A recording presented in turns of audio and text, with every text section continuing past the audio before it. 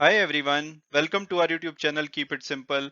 आज के वीडियो में हम एक बार फिर से बात करेंगे रुचि सोया के एफपीओ यानी कि फॉलो ऑन पब्लिक ऑफर के बारे में, जो कि काफी मुश्किल में पड़ गया है क्योंकि सेबी ने ऑर्डर दिया है कि जिन भी रिटेल इन्वेस्टर्स ने इसमें अप्लाई किया है वो अपनी एप्लीकेशन को 3 दिन के अंदर विड्रॉ कर सकते हैं।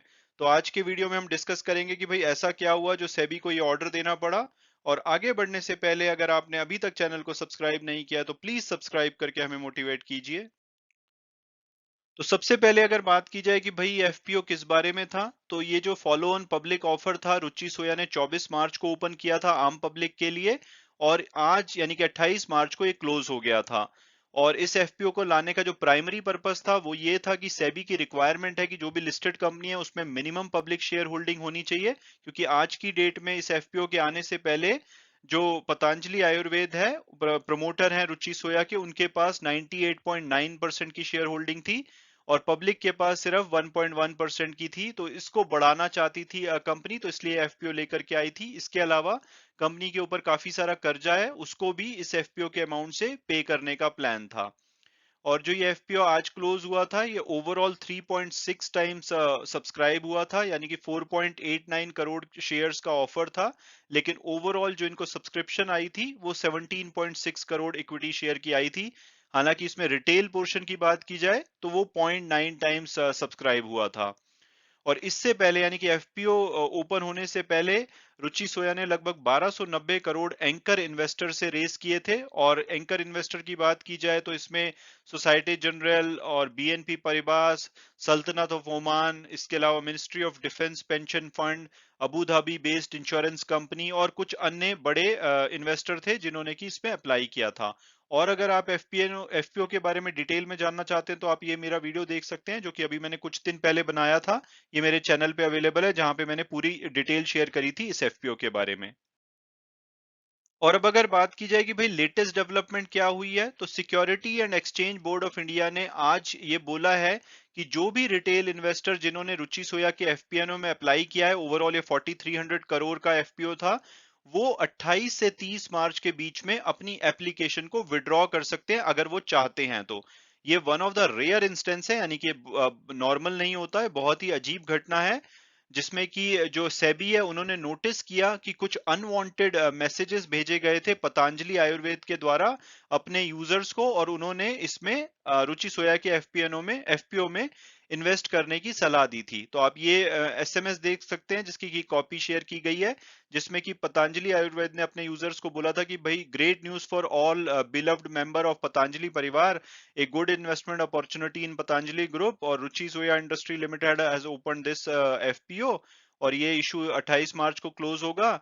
और इसका जो प्राइस बैंड है ये है, और ये मार्केट रेट से 30% नीचे पे मिल रहा है, तो आप इसमें अप्लाई कीजिए। तो ये मैसेज था जिसकी वजह से सेबी ने बोला है कि भाई रिटेल इन्वेस्टर विड्रॉ कर सकते हैं अपनी एप्लीकेशन को अगर वो करना चाहें तो।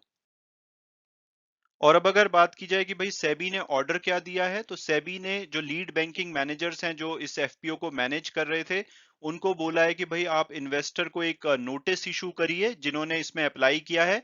ये रिटेल इन्वेस्टर के लिए एप्लीकेबल है, यानी कि जो एंजल इन्वेस्टर ने इसमें अप्लाई किया था उनके लिए एप्लीकेबल नहीं है, बट रिटेल इन्वेस्टर को एक नोटिस इशू करने को बोला है। और ये जो नोटिस है वो न्यूज़पेपर में एडवर्टीजमेंट के रूप में दिया जाएगा सभी इन्वेस्टर्स को जिन्होंने इसमें पार्टिसिपेट किया है।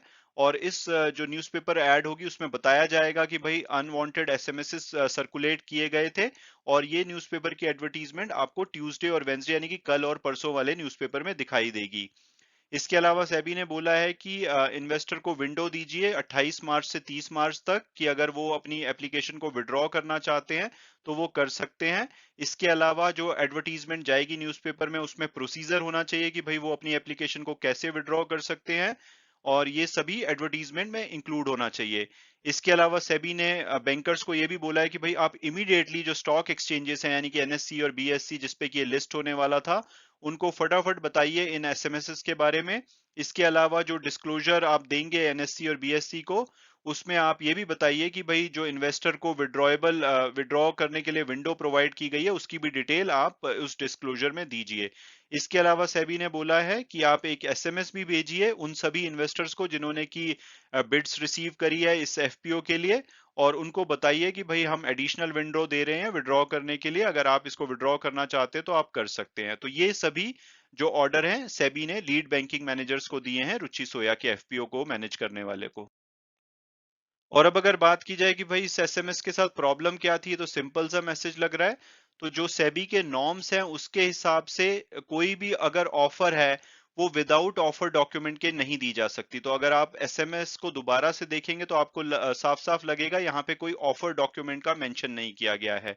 इसके अलावा जो भी डिस्काउंट ऑफर की बात की गई है कि भाई मार्केट प्राइस से आपको 30% नीचे पे मिल रहा है, ये भी प्रिसाइज नहीं है रियलिटी में, क्योंकि मार्केट प्राइस कोई स्पेसिफिक नंबर नहीं कि भाई वो रियल प्राइस है और उससे आपको 30% सस्ते में मिल रहा है।